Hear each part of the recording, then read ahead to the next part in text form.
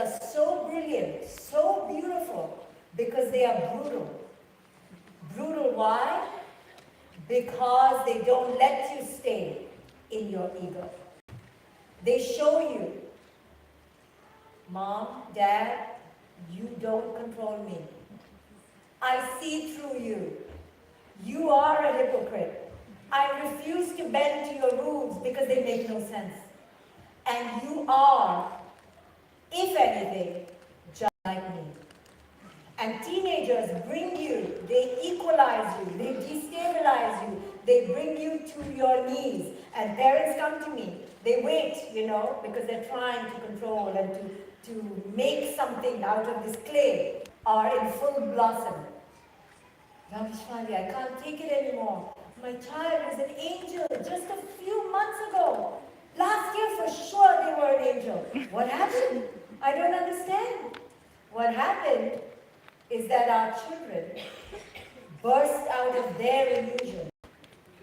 They grew up. They began thinking for themselves. They began talking to their peers. They began leaving you and realizing, oh, my parents are not that smart. Wow, I have no idea. It's a lie. And our children awaken. And when they awaken, our ego dies. And parents cannot handle it. And then when I tell them that they are your awakeners, they are inviting you to see how you've been parenting in ego all this time. All this time, you were trying to raise them to be an image of your greatest fantasies.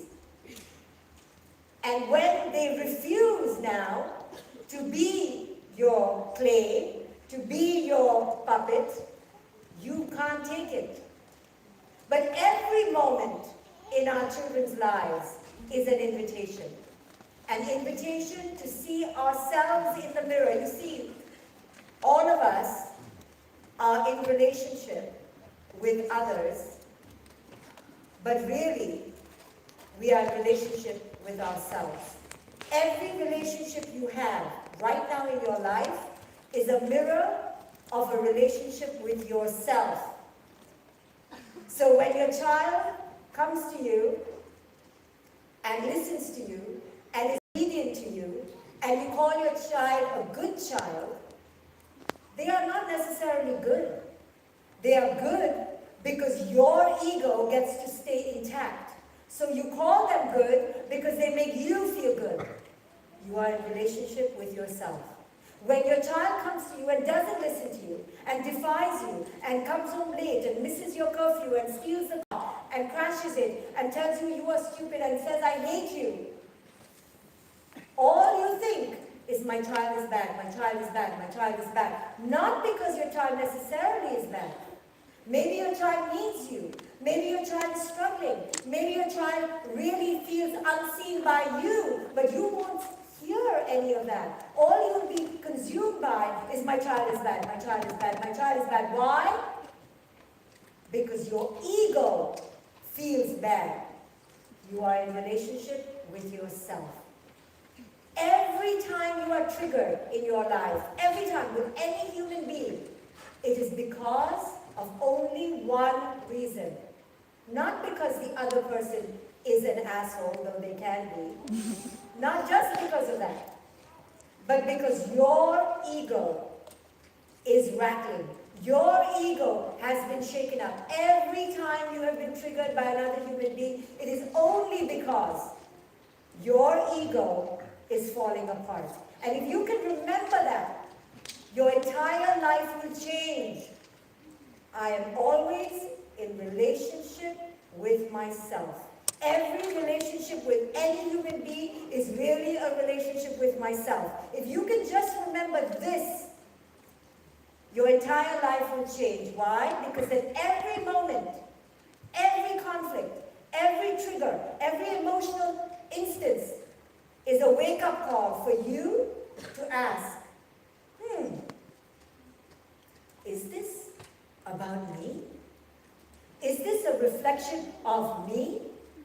Can you believe reflection of you? Every reaction you've had until now is really just about you and your ego? What does this mean? It means that we all are in our own movie. We are entirely in our own simulation, our own matrix, our own illusion. I called my daughter, because I have so much ego, I called her illusion. Her name means illusion. Maya means illusion. Why? Because I'm like, who cares? I'm spending all this money on her because my body is wrecked. I get to name her what I want to name her, yes? You get to name them John and Paul and Samantha. I'm going to name her what I need. I need every time to call her to remind myself that it's my illusion. So I call her Maya. So I'm reminded that whatever I'm thinking about her right now is 99.9% nothing to do with her and everything to do with me. What does that mean? What are we projecting? Projecting, yes? We're constantly projecting. What are we projecting? Okay. At the core, all of our reactions have to do with survival. I don't want to die. Yes? I don't want to die. I want to preserve my life. That is our biological instinct. And we can call it real. However, the Buddha, who is allegedly so wise, right? There's this whole thing around the Buddha. Who knew? Who knows if he even existed? But I like the teachings of the Buddha. Why? Because the Buddha says that even that instinct to survive is an illusion. Why? Because at our core, we are dust. We are impermanent. We are always dying. You have been dying since the moment you were born. So this illusion that I need to stay alive is also false. It's false. And actually, the Buddhists embrace death. So if you go to a traditional Buddhist village, they will have skeletons. They don't run away from death like all of us in the West, who are dying to live longer, to biohack our longevity, to postpone our aging. This is madness. We're mad. We're delusional. We are absolutely out of touch with our nature, which is to die, to keep dying. If you understand this wisdom, your life will be completely different. But it's too deep, so let's leave it. Let's go to the next one. There are other more important things to deal with than existential wisdom, like are we dying all the time. That's too deep for most of us. Let's go to other stuff. Other belief systems that we hold on to that keep us in the illusion. So security, I want to live, is the fundamental one, but then there are other, all psychological. So the first one is biological, all the rest is psychological, which means it is all constructed, which means it's all bullshit. Everything after I want to live is bullshit. Let's talk about it. I want to feel safe psychologically. I want you to see me. I want to feel worthy. I want you to think of me as significant. I want you to compliment my beauty. I want you to tell me I'm smart. I want to be a doctor. I want to be a musician. I want to win prizes. I want to have 3 children. I want to raise them in the Mormon tradition. I want to go skiing in the Alps. Give me more. I want to anything. I want to anything outside of I want to live is constructed. If you live in the mountains in the Alps, you'll be like, oh, I want to be the best skier. If you live in the Sahara Desert, oh my God, I just want a cool house. If you were raised in a Jewish household, you're like, oh, when do we go to synagogue? If you are raised in a Muslim household, you're like, where do I go to the mosque? What I'm trying to say is that it is just dependent on where you live and which family you were brought up in. But all of that feels very real because that's all you were brought up with. That is called conditioning. You were brought up with an alcoholic father. You were conditioned by an alcoholic father. You were brought up by a devout Catholic mother. Okay, that becomes a conditioning. However, the illusion is that it is real. And what I teach in conscious parenting is to show parents that your conditioning is just that, conditioning. It's a crapshoot, meaning who can tell which is better or worse? It just all depends which house you grew up in. But because we grew up in that house, our parents have supreme control over our psychology.